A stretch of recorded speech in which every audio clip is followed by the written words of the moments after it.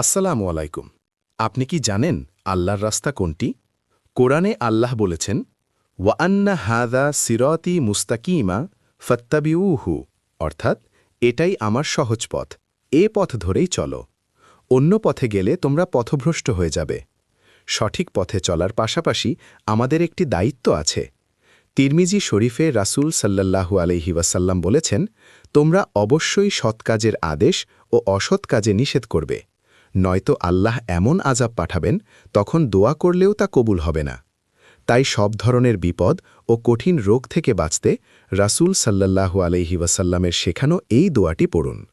আল্লাহুম্মা ইন্নী আউযু বিকা মিনাল বারাসি ওয়াল জুনুনি ওয়াল জুজামি ওয়া মিন সাইয়্যিল আসকাম।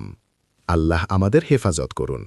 এমন আরও ইসলামিক রিমাইন্ডার পেতে আমাদের হে মুমিনগণ ইউটিউব চ্যানেল ও ইসলামিক একাডেমি এনপি ফেসবুক পেজটির সাথে